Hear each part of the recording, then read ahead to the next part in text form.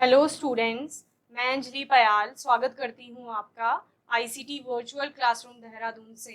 कैसे हैं आप सब लोग? उम्मीद करती हूँ आप सब लोग अच्छे होंगे और अपनी लाइफ में बहुत बेहतर कुछ कर रहे होंगे।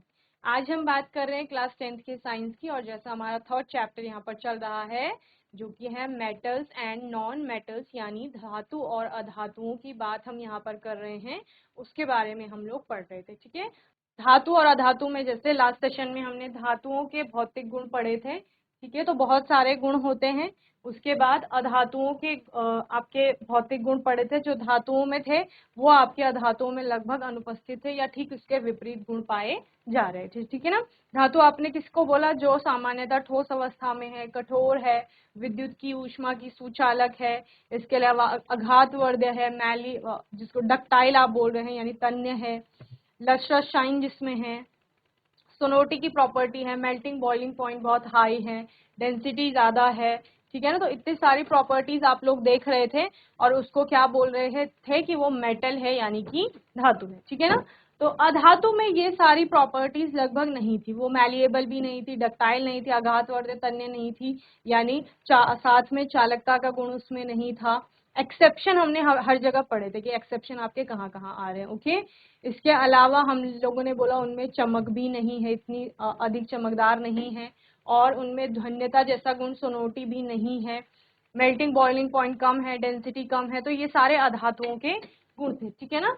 आज के सेशन में रासायनिक गुणों की बात करेंगे। सबसे पहले जहां पर हम बोलेंगे रासायनिक गुण का मतलब क्या है आपका, कि अब हम देखेंगे कि धातु आपका किसी तत्व से अभिक्रिया कर रही है तो क्या बन रहा है। ठीक है ना।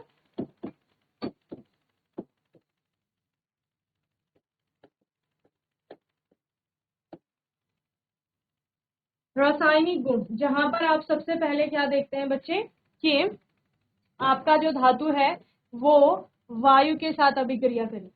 ठीक है। वायु का मतलब क्या होता है? ऑक्सीजन। ओके। ऑक्सीजन से अभिक्रिया करेगी, और ऑक्सीजन से अभिक्रिया करके क्या बनेगी? तो ऑक्सीजन से जब भी धातु अभिक्रिया करेगी तो धातु का ऑक्साइड बनेगा। समझ रहे हैं क्या कहा मैंने?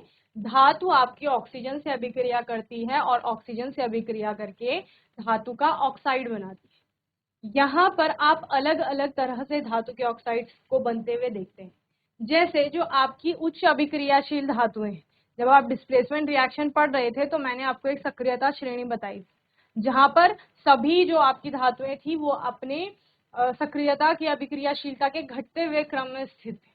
तो वहां पर आपने क्या देखा था? जो ऊपर की धातुएं हैं वो कैसी हैं? अधिक अभिक्रियाशील हैं, और नीचे वाली धातुएं आपकी कैसी होती हैं? कम अभिक्रियाशील होती हैं। तो वहीं पर आपने कहा था कि सोडियम पोटेशियम जैसी धातुएं जो होती हैं वो आपका अगर हवा में भी आ जाए तो वो क्या कर लेती हैं? आग पकड़ लेती हैं। हवा में आ जाने का मतलब क्या है? कि ऑक्सीजन से वो लोग अभिक्रिया कर लेते हैं इजीली। ओके। कुछ धातुएं आपकी ऐसी होती हैं जिनकी मध्य की अभिक्रियाशीलता होती है, तो वो धीरे धीरे आपका ऑक्सीजन के साथ अभिक्रिया करते हैं। ओके। और कुछ धातुएं आपकी ऐसे होती हैं जो ऑक्सीजन से बहुत कम अभिक्रिया करती हैं, या आप पढ़ते हैं कि नहीं करती हैं अभिक्रियाएं। तो बेसिकली आपका कोई धातु है जो ऑक्सीजन से अभिक्रिया कर रही है, तो वो क्या बना रही है? धातु का ऑक्साइड बना रही है। ठीक है। जो यहाँ पर आपको दिखाया गया है, जो जनरल एक सामान्य अभिक्रिया लिखी गई है, धातु ऑक्सीजन से जुड़ रही है और क्या बना रही है? धातु का ऑक्साइड बना रही है। तो सोडियम पोटेशियम का Na का मतलब क्या है? सोडियम। ओके। K का मतलब क्या है? पोटेशियम। ओके। को आकस्मिक आग बनाने से रोकने के लिए केरोसिन तेल में डुबोकर रखा जाता है। इसका मतलब क्या है? कि आपका सोडियम और पोटेशियम जो है बहुत ज्यादा अभिक्रियाशील है। उनकी अभिक्रियाशीलता इतनी अधिक है कि क्या होता है? वो जैसे ही खुले में आती हैं वो आग पकड़ लेती है। आग पकड़ने का मतलब क्या है? ऑक्सीजन से अभिक्रिया कर रही, इसलिए उनको क्या किया जाता है? आपका केरोसिन तेल में यानी मिट्टी के तेल में डुबोकर रखा जाता है। ओके। उच्च अभिक्रियाशीलता के कारण,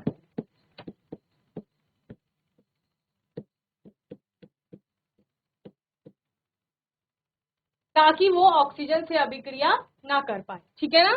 then magnesium, aluminium, zinc, lead वायु के साथ धीरे अभिक्रिया करते हैं। तो इनकी मध्य की अभिक्रियाशीलता होती है, बीच में ये आपको सक्रियता श्रेणी में दिखते हैं। तो ये धीरे धीरे आपकी क्या करेंगे, अभिक्रिया करेंगे।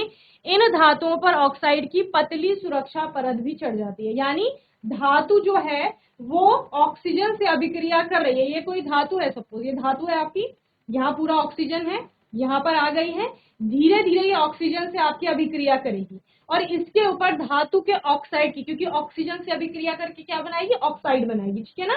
तो ऑक्साइड की एक पतली परत इसके ऊपर चढ़ जाएगी। और सुरक्षा परत उसको क्यों कहा जा रहा है, क्योंकि आपका धातुओं का क्या होता है, संक्षारण होता है। आप पढ़ते हो, जैसे आप लोहे की बात करो तो लोहे पर क्या होता है, जंग लगता है, तो संक्षारण ही है वो भी। उसके बाद लोहे को क्या किया जाता है, जिंक की परत से कोट कर दिया जाता है। गैल्वेनाइजेशन में पढ़ दो कि लोहे पर जिंक की परत चढ़ा दी, फिर जिंक का क्या होगा, अब ये लोहा था पहले, इसके ऊपर जिंक आ गई, जिंक अब ऑक्सीजन से अभिक्रिया करेगी और जिंक के ऊपर जिंक ऑक्साइड की परत चढ़ जाएगी, तो वो सुरक्षा परत हो गई ऑक्साइड की। तो यही कहा जा रहा है कि धातुएं जो होती हैं आपका मैग्नीशियम, एल्यूमिनियम, जिंक, लेड वायु के साथ धीरे धीरे अभिक्रिया करेंगी ये वाली धातुएं और अपनी ऑक्साइड की एक परत बना लेंगे जो कि एक सुरक्षा परत होगी, ठीक है। मैग्नीशियम का एग्जाम्पल आपने कई बार देखा है कि मैग्नीशियम रिबन को आप जलाते हैं तो फिर क्या होता है, तो आप देखते हैं कि सफेद कलर का आपका एक सब्सटेंस बनता है, फ्लेम निकलती है, ऐसा आप पढ़ते हैं। तो वो क्या हो रहा था, सफेद कलर का जो सब्सटेंस था वो मैग्नीशियम का ऑक्साइड बन रहा है वहां पे, यानी मैग्नीशियम ऑक्सीजन से अभिक्रिया करके क्या बना रही है, मैग्नीशियम का ऑक्साइड बना रही है। आयरन और कॉपर जो होते हैं वो वायु में गर्म करने पर प्रज्वलित नहीं होते हैं, ठीक है ना, अपितु तो अपने ऑक्साइड बनाते हैं। ज्वाला में लौह चूर्ण डालने पर वे तेजी से जलने लगते हैं। इसका मतलब क्या है कि आयन कॉपर, जैसे आपने बोला सोडियम पोटेशियम आग पकड़ रही है, आकस्मिक रूप से जलने लग रही है, मैग्नीशियम की बात करते हो जल रही है, लेकिन आयन और कॉपर, लोहा और तांबा आपका ऐसा है कि जो जल नहीं रहा है लेकिन ऑक्साइड बनाता है, ठीक है ना। अलग अलग तरह से सारी धातुएं आपकी ऑक्साइड्स बना रही होती है, ओके। ये आपकी कुछ अभिक्रियाएं हैं जिनमें आपका धातु जो है वो ऑक्सीजन से रिएक्ट करके धातु का ऑक्साइड बनाएगा, जैसे सोडियम है, मैग्नीशियम है, कॉपर है, आपका एल्यूमिनियम है। तो ये सारा आपकी ऑक्सीजन से अभिक्रिया करके ऑक्साइड्स बना रहे हैं। और एल्यूमिनियम और आपका सिल्वर और गोल्ड जैसी जो धातुएं हैं वो अभिक्रिया नहीं करते, क्यों, सक्रियता श्रेणी में सबसे नीचे देखा था उनको कि इनकी अभिक्रियाशीलता सबसे कम है। आपका सिल्वर हो गया, गोल्ड हो गया, प्लेटिनम हो गया, इसीलिए इनका आप देखते हैं कि संक्षारण भी उतना ज्यादा नहीं होता है, ठीक है। तो इस प्रकार से हमने क्या पढ़ा, सबसे पहले केमिकल प्रॉपर्टी में पढ़ा कि वायु के साथ किसी धातु की अभिक्रिया होगी तो क्या होगा। तो आप बताएंगे कि वायु के साथ अभिक्रिया करने पर, यानी ऑक्सीजन से अभिक्रिया करने पर कोई भी धातु आपकी क्या बनाती है, धातु का ऑक्साइड बनाती है। और ये जो धातु का ऑक्साइड है ये अलग अलग धातुओं के लिए अलग अलग तरह से ऑक्सीजन से यानी धातुएं रिएक्ट करेंगी। जैसे सोडियम पोटेशियम जैसी धातुएं एकदम से आग पकड़ लेती हैं जब ऑक्सीजन के संपर्क में आती हैं, इसलिए इनको मिट्टी के तेल यानी केरोसिन ऑयल में डुबो कर रखा जा रहा है। वहीं पर मैग्नीशियम, एल्यूमिनियम, जिंक, लेड जैसी धातुओं पर भी आपकी धीरे धीरे अभिक्रिया होती है और एक सुरक्षा परत ऑक्साइड की चढ़ जाती है। वहीं पर मैग्नीशियम जो है वो जलने लगता है और सफेद कलर का क्या बनाता है, मैग्नीशियम ऑक्साइड बनाता है। साथ ही आप बताएंगे कि आयरन और कॉपर जैसी धातुएं जो हैं वो जलती नहीं है, प्रज्वलित नहीं होती, ऐसा लिखा है ना आपने यहाँ पर, प्रज्वलित नहीं होती बल्कि क्या करती हैं, ऑक्साइड तो अपने वो बना ही रही हैं, आयरन का भी ऑक्साइड बनेगा, कॉपर का भी ऑक्साइड बनेगा, ठीक है ना। चलिए जल्दी से मेन मेन पॉइंट नोट करेंगे। यहाँ पर आप एक लाइन ऐड कर लेंगे, धातु वायु में जल सकते हैं, वायु से अभिक्रिया कर सकते हैं या प्रभावित रहते हैं, और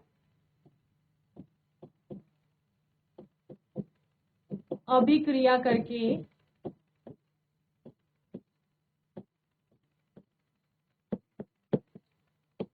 धातु ऑक्साइड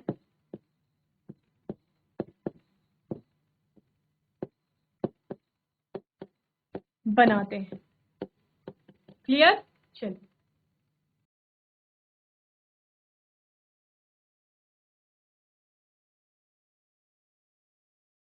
चलिए धातु का ऑक्साइड बन रहा है और धातु का ऑक्साइड जो होता है वो आपका क्षारीय प्रकृति का होता है। कैसा होता है बच्चे, बेसिक नेचर इसका होता है, ठीक है।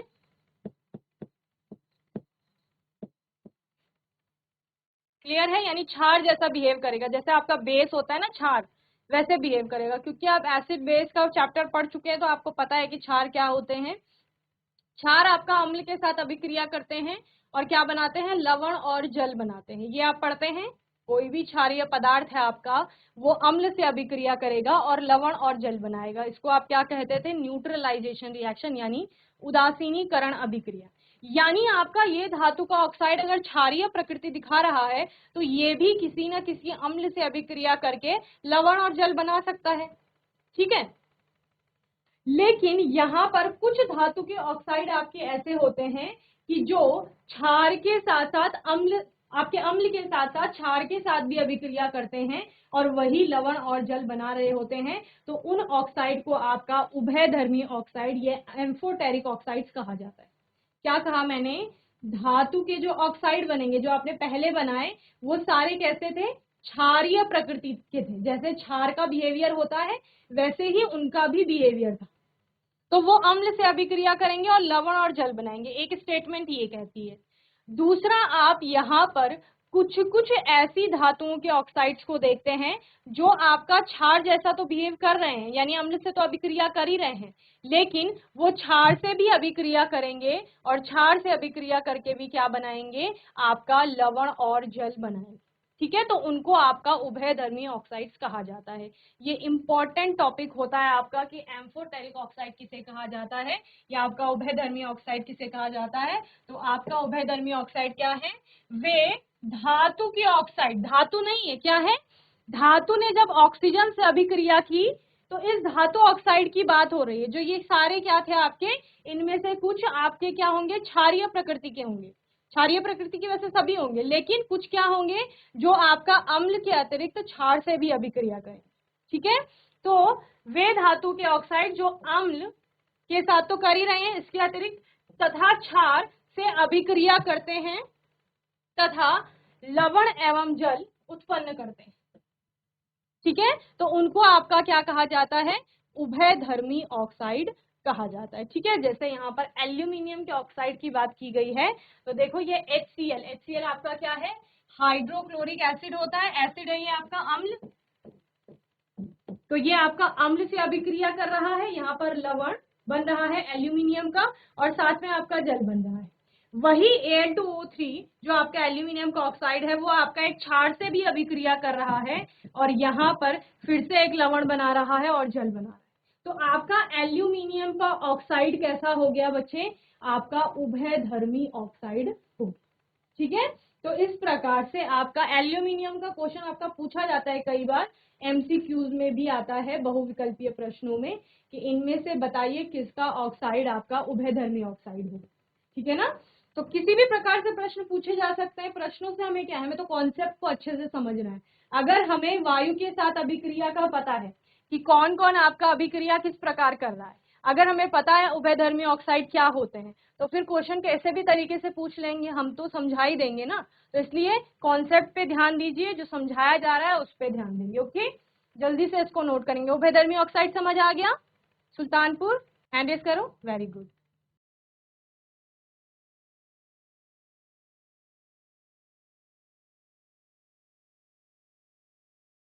इसके अतिरिक्त आपके कुछ और उदाहरण होते हैं जिसमें ZnO, जिंक का ऑक्साइड। एक तो आप लोग सिंबल सारे याद कर लेंगे। क्या कहा मैंने? जितने भी आपके तत्व हैं उनके प्रतीक याद कर लेंगे।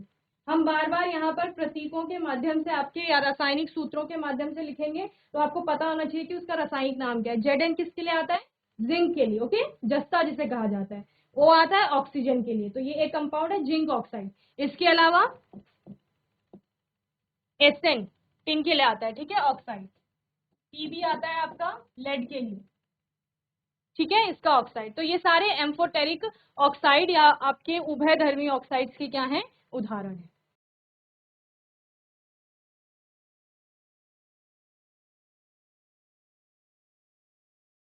चलिए, तो आज के सेशन में हमने बात की कि धातु जो होता है आपका ऑक्सीजन से अभिक्रिया करता है और ऑक्सीजन से अभिक्रिया करके आपका धातु का ऑक्साइड बनाता है। अलग अलग धातुएं आपके ऑक्सीजन से अलग अलग तरह से रिएक्ट कर रही हैं, ठीक है, लेकिन बन आपका धातु का ही ऑक्साइड रहा है। जिसकी क्षारीय प्रकृति होती है। देन आप क्या बोलते हैं कि कुछ धातु के ऑक्साइड ऐसे होते हैं जो अम्ल के अतिरिक्त क्षार से भी अभिक्रिया कर रहे हैं और आपका लवण और जल बना रहे हैं, ठीक है ना। तो उनको क्या कहा जाता है, उभयधर्मी ऑक्साइड्स कहा जाता है। चलिए, तो मैं उम्मीद करती हूँ आज का सेशन आपको अच्छे से समझ में आया होगा। आने वाले सेशन में हम reaction of metal with water यानी जल के साथ धातु की अभिक्रिया को पढ़ेंगे और आप इसको होमवर्क में अच्छे से तैयार करके लाएंगे कि किस प्रकार से आपका जो धातु होती है वो जल से अभिक्रिया करती है और क्या प्रोडक्ट्स आपके बनते हैं। और तब तक के लिए आईसीटी वर्चुअल क्लासरूम से जुड़ने के लिए धन्यवाद।